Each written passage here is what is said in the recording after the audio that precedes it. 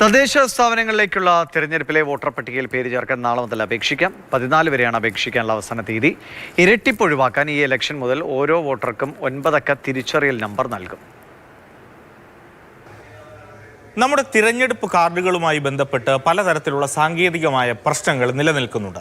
അത് പരിഹരിക്കാൻ ഒരുങ്ങുകയാണ് തിരഞ്ഞെടുപ്പ് കമ്മീഷൻ. എന്തൊക്കെയാണ് എന്ന് വിശദമായി തന്നെ നോക്കാം. ആദ്യമായി ഓരോ വോട്ടർമാർക്കും 9 അക്ക തിരിച്ചറിയൽ നമ്പർ കൊണ്ടുവരുന്നു എന്നുള്ളതാണ് ഏറ്റവും പ്രധാന തീരുമാനം.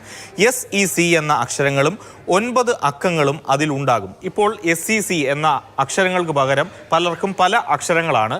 നമ്പറുകളിലും അത്തരത്തിലുള്ള പ്രശ്നങ്ങളുണ്ട്. പലതരം നമ്പർ ഒഴിവാക്കാനാകും, അതോടൊപ്പം തന്നെ ഇരട്ടിപ്പ് പരാതി ഒഴിവാക്കാനാകും എന്നുള്ളതാണ് തെരഞ്ഞെടുപ്പ് കമ്മീഷൻ പ്രതീക്ഷിക്കുന്നത്. അതായത് ഇപ്പോഴുള്ള അക്ഷരങ്ങൾക്ക് പിന്നാലെയുള്ള നമ്പറുകൾ അത് കേരളത്തിലുള്ള ആൾക്കും തമിഴ്നാട്ടിലുള്ള ആൾക്കും ഒരേപോലെ വരാനുള്ള സാധ്യതയുണ്ട്, അല്ലെങ്കിൽ മറ്റ് സംസ്ഥാനങ്ങളിലുള്ള ആളുകൾക്ക് ഒരേപോലെ വരാനുള്ള സാധ്യതയുണ്ട്. അതെല്ലാം ഒഴിവാക്കുന്നതിന് വേണ്ടിയാണ് തെരഞ്ഞെടുപ്പ് കമ്മീഷൻ്റെ അത്തരത്തിലുള്ളൊരു ശ്രമം വരുന്നത്.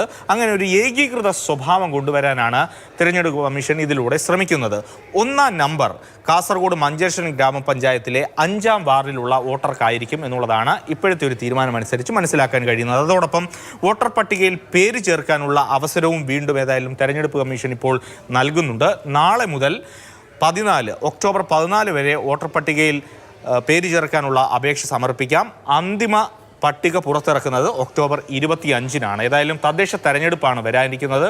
വോട്ടവകാശം കൃത്യമായി വിനിയോഗിക്കുക.